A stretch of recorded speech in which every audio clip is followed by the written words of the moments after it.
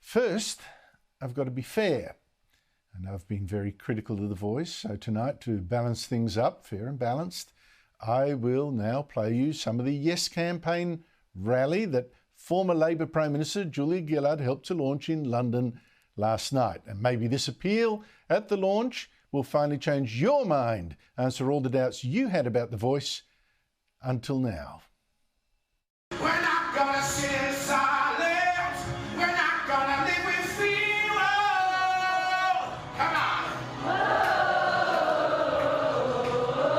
Your voice trying to understand it. Make noise and make it clear. Aren't you glad to see people taking this referendum so seriously, this vote to change our constitution to divide us by race? Well, if you weren't convinced before about how to vote on October 14, I suspect you might be now. But to something that's related. Honestly, drag queens belting out John Farnham hits, seriously. Anyway, so related, because it's again about how we're dividing ourselves by race and giving one group extra rights, in this case rights that include imposing quite irrational religious views on the rest of us that's going to make us all poorer and a fair bit sillier. Today, late today, I read the federal court has stopped Woodside, the gas giant, from starting seismic testing in the seas of Western Australia's Northwest Cape. Now, this is testing that Woodside wanted to do way out at sea, nearly 190 kilometres out at sea, in fact, and no one on land would possibly notice what was going on. And this testing is needed to get up a new gas project. Of course, we need gas, right? It's a massive export earner for Australia, and it's also a gas that we need very much for our heating and our electricity and things like that. Crucial stuff. Yet the court said no. You might wonder, why? Well, it's because Woodside had not consulted one woman. Her name, Raelene Cooper. And the reason it said that she should have been asked for her opinion is that she identifies as Aboriginal. I'm sure she does have Aboriginal ancestry. And Woodside said, well, look, we've in fact talked to a lot of traditional owners, but apparently it hadn't consulted Raelene. Or perhaps I should say it hadn't consulted her enough, since she'd certainly talked to the Woodside chairman at a Woodside general meeting and made her views very clear. But apparently that's not enough. And the reason that it matters that Raelene Cooper was not consulted is that she's actually against this whole seismic testing thing for what seemed to be actually religious reasons or spiritual ones. She says it will disrupt the songlines of whales. Now, call me stupid, but I didn't actually know that there were songlines even for whales far out at sea. There you go. And she said the whales had been telling her and others all about it. What is going on here? What is happening? We've got animals, plants that are telling us there's a major issue going. Animals are telling us there's a problem. This is huge. The whales are telling us, they're showing us how much they love us, people. Why do you think they put the big love heart there? We love you. Okay, so this is why a major gas project of importance to all Australians is being halted. Because one woman of mixed heritage, one of them Aboriginal, has mystical views which she claims comes from Aboriginal culture, including, by the way, stories like this. This is about an island that she knows and that she says every turtle in the world apparently uses as a creation myth. It is a place of all that is magic and beautiful. It is our paradise. It's in our backyard. This turtle is a creation story. Every single turtle globally goes to Rosemary Island and they lay their new family, their hatchlings. Then they disperse and they go to the areas where they come from.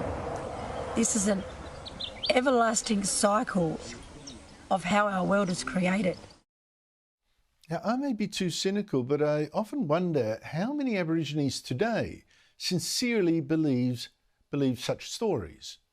and how many just use them for leverage for one reason or another. Now, Woodside has told the federal court that it had never, ever been told of any so-called whale dreaming or whale songline in the area of its project until it read an affidavit from Raelene that was drawn up by the taxpayer-funded Environmental Defenders Office. I'll come back to them. But whatever, I mean, don't you think it's nuts that a gas project is halted for these reasons and at a cost of who knows what? Well, plenty, says Woodside. It's going to cost them heaps. And you know what? This, unfortunately, is not the first big offshore gas project halted by the federal court because an Aboriginal says, I'm a traditional owner and this project goes against my religious beliefs. Last year, for instance, the federal court also said no to Santos opening a big new gas field in the Timor Sea, north of Darwin. And that's because Santos hadn't consulted this traditional owner on Melville Island, more than 100 kilometres away from the edge of the gas field far out at sea, even though Santos had consulted the Land Council covering Melville Island and the Tiwi Islands generally.